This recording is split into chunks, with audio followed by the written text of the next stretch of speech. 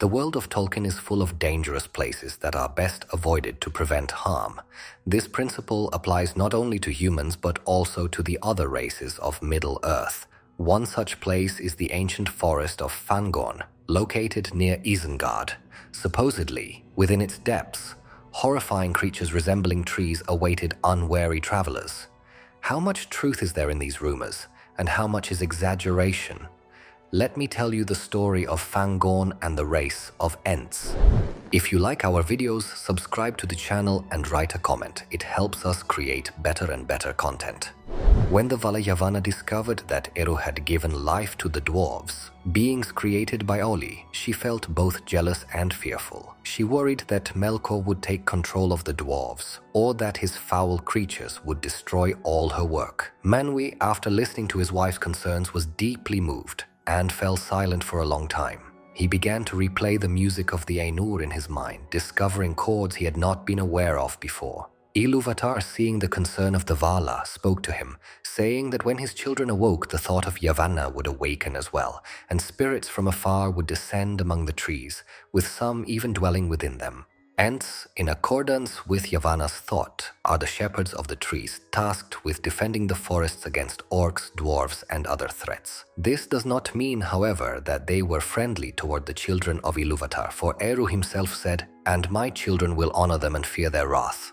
This means that both humans and elves could come into conflict with the race of Ents through their lack of respect for nature. Ents appeared in the world around the same time as the first elves. Among them, there were male individuals under the authority of Orome and female ones under Yavanna.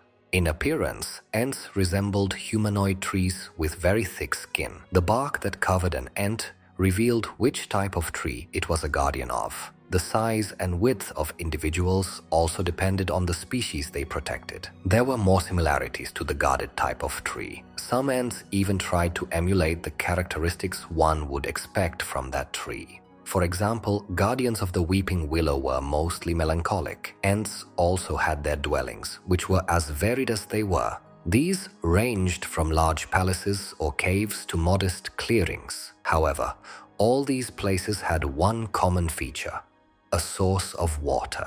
They nourished themselves with a liquid that in consistency resembled ordinary water. What distinguished this drink from water was a delicate taste of nature. Most importantly, the drink strengthened and improved their condition. When consumed by a race other than Ents, it could have various effects.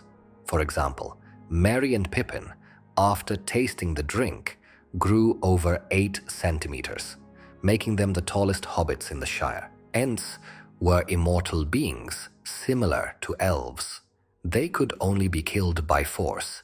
Their thick bark protected them from most metal tools, although they were susceptible to fire. However, they were not defenseless. When enraged, they gained immense strength, allowing them to crush rocks and move more swiftly. On the other hand, during their daily activities, they were rather deliberate and slow. The race of Ents can sometimes be confused with Huorns. These are creatures very similar to Ents, but not endowed with emotions. The history of these beings is shrouded in mystery, although there are 2 theories about their origin. According to the first, they are Ents that have become more like trees. The second theory suggests the opposite: trees that have become similar to Ents. Ents could communicate with these beings and kept them in check. For Huorns left to themselves became wild. They hid in the shadows and attacked their victims by surprise. They mainly inhabited Fangorn, although individuals of this race could also be found in the Old Forest. A good example being Old Man Willow, who attacked the hobbits. In the old days, all of Eriador was covered by a large forest and served as the kingdom of the Ents. Throughout the First and Second Age, female Ents migrated eastward from Anduin. Unlike their male counterparts, they were not overly concerned with the care of trees. Instead, they preferred to control small plants such as vegetables, fruits, flowers, and grass.